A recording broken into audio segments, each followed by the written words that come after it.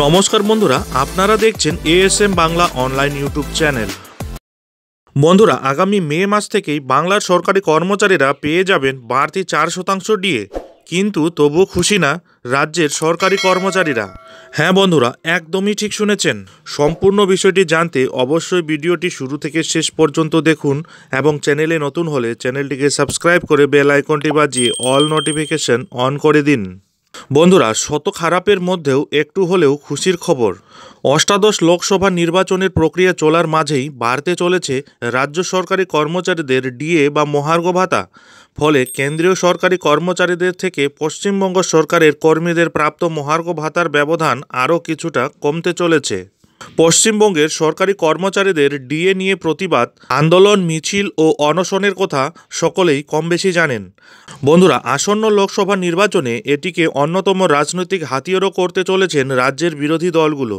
এদিকে দেশের মধ্যে পশ্চিমবঙ্গ সরকারই যে সবচেয়ে কম হারে মহার্ঘ ভাতা বা ডিএ প্রদান করে, সেটাও একটি তথ্য থেকে উঠে এসেছে। দেশের বেশিরভাগ রাজ্য যখন কেন্দ্রীয় হারে বা তার কাছাকাছি হারে মহার্ঘ ভাতা প্রদান করছে, তখন এই মুহূর্তে কেন্দ্রীয় হারের থেকে 40% কম মহার্ঘ ভাতা পাচ্ছেন পশ্চিমবঙ্গের রাজ্য সরকারি কর্মচারীরা। উল্লেখ্য, কেন্দ্রীয় সরকার মার্চ মাসে ঘোষণা করে তারা তাদের কর্মচারীদের আরও 4% অতিরিক্ত মহার্ঘ ভাতা দেবে। জানুয়ারি 2024 থেকে এই মহার্ঘ ভাতা প্রদানের প্রক্রিয়ার শুরু হয়েছে। ফলে বর্তমানে কেন্দ্রীয় সরকারি কর্মচারীরা 50% হারে মহার্ঘ ভাতা বা ডিএ পেয়ে যাচ্ছেন। তবে খুব শীঘ্রই এই ব্যবধান কমতে চলেছে। আগামী মে মাস থেকে আরও 4% মহার্ঘ ভাতা বাড়বে রাজ্য সরকারি কর্মচারীদেরও। তখন এই ব্যবধান কমে 36% এসে দাঁড়াবে। তবে এটা নতুন কোনো প্রাপ্তি নয়।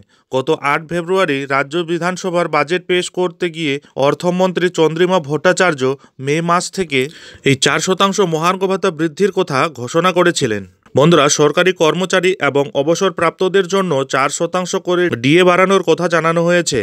এতে রাজ্য সরকারের প্রায় 14 লক্ষ কর্মী উপকৃত হবেন বলে জানিয়েছেন তিনি।